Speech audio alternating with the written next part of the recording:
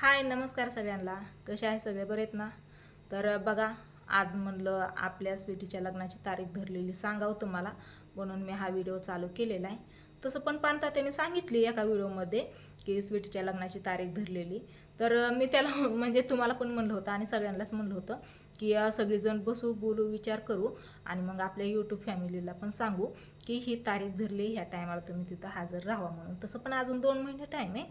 असं काय नाही की लगेच घाई गडबड आहे, असं काहीच नाही. अजून 2 महिने, पण हीच 2 महिने कसं निघून जातात ना ती कळायचं नाही. तारीख धरलेली ना आज 15 दिवस झालं, तर 2.5 महिने टाईम आहे आम्ही म्हणत होतो.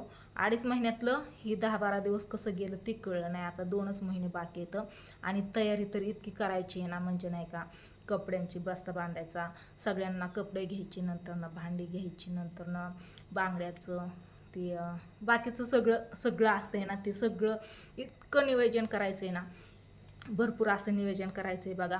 आणि दिवस राहिले थोडं, त्याच्यातून आहे ना आता सण पण आले, तर शिमगा आला, पाडवा आला, नंतरनं मध्ये अजून यात्रा आलेत. यात्रा पाडवा झाले की दुसऱ्या दिवशी तिसऱ्या दिवशी माझ्या माहेरची यात्रा असते. त्याच्यानंतर 15 दिवसांनी हनुमंत जयंतीला माझ्या सासरची यात्रा असते. आणि त्याचबरोबर कोंडिजाची मामाच्या गावची, इथली देलवडीची नंदच्या गावची, इकडं सगळीकडं बोलवतात आणि जावं लागतं. एक एक दिवस जाऊन आपलं दर्शन घेऊन यावं लागतं देवाचं. तर हे सगळं आले. आणि त्याचबरोबर आपली रानातली जी गहू लावला होता ना, तर गहू पण सगळा वाळलेला आहे, गहू पण काढायचा आहे. आणि हरभरा पण वाळायला लागलेला आहे बघा आता. तर हरभरा एवढ्या 8-15 दिवसात काढायला येईल आणि गहू एवढ्या 2-3 दिवसात काढून घ्यायचा आहे.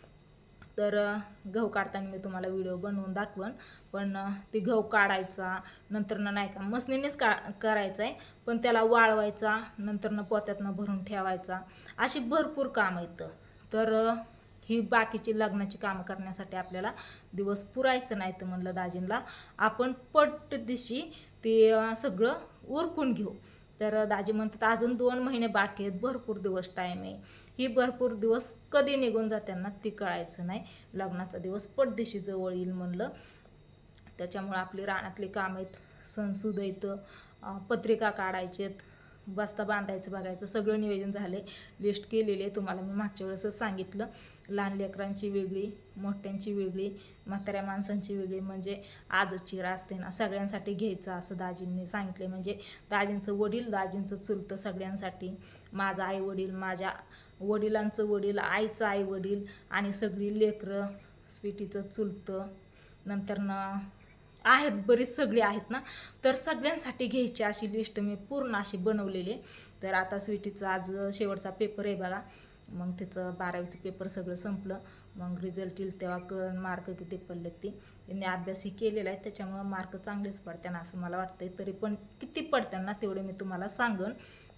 आणि आज शेवटचा दिवस आहे, तर म्हणलं मग आता 12वीची परीक्षा पण संपली, पेपर पण झालं, सगळं झालं, तर आपण नाही का 2-4 दिवसांनी बारामतीला जाऊ, सगळीजण बसू आणि चर्चा करू की नाही का, त्यांचा पण सल्ला घेणं गरजेचं आहे ना.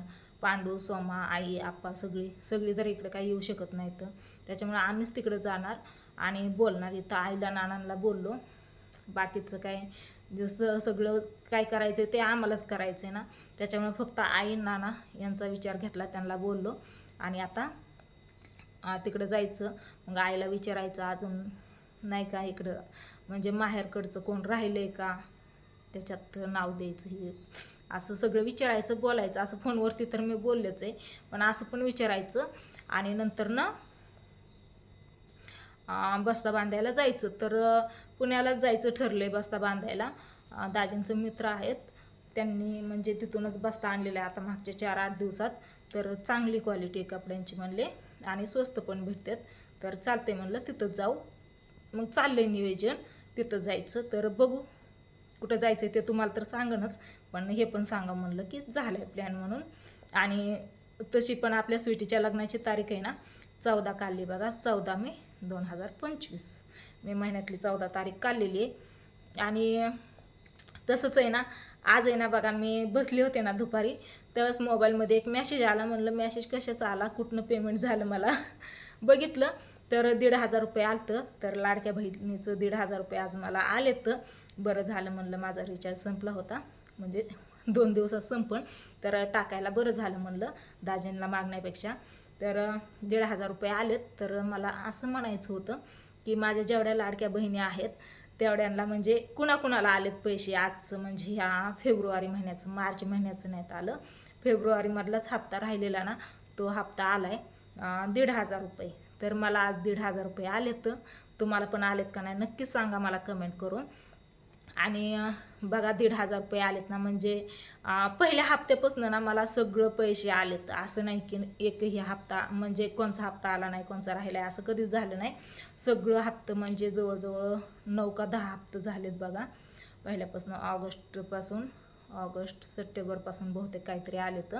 तर सगळं हप्ते मला आलेले आहेत. आणि कुठली कशाची काही अडचण आली नाही, काय नाही. फॉर्म भरला, नंतर त्याच्याकडे बघितलं नाही काय नाही आलं का नाही ते.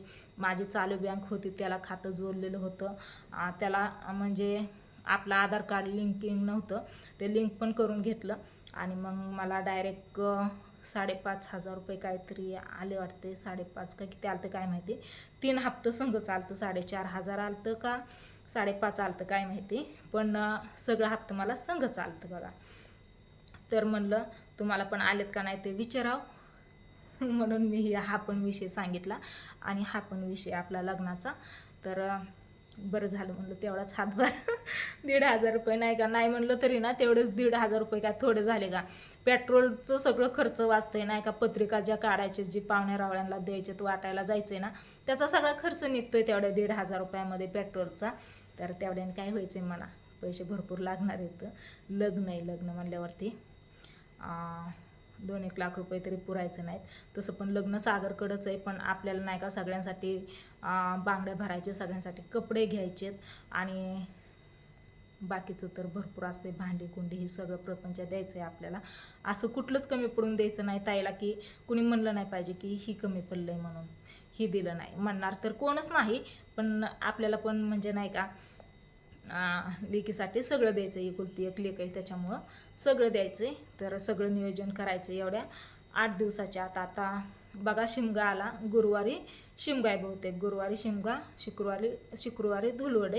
तर धुलवड झाली की मग रंगपंचमीलाच बहुतेक तिकडं जावं म्हणलं आणि चर्चा करावी आपली, सगळ्यांचा विचार घ्यावा की कसं करायचं, म्हणजे बसता इथं भरायचं का तिथं, आणि सगळ्यांची लहान लेकरांची नाही का सगळ्यांना घेऊन जायचं का, त्यांच्या मापचे कपडे आणायचे, कसं करायचं, काय करायचं ते नियोजन करायचे.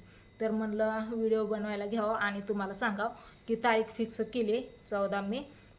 अजून 2 महिने टाईम आहे बरोबर. तर तुम्हाला मी पत्रिका यूट्यूबला म्हणजे पाठवून.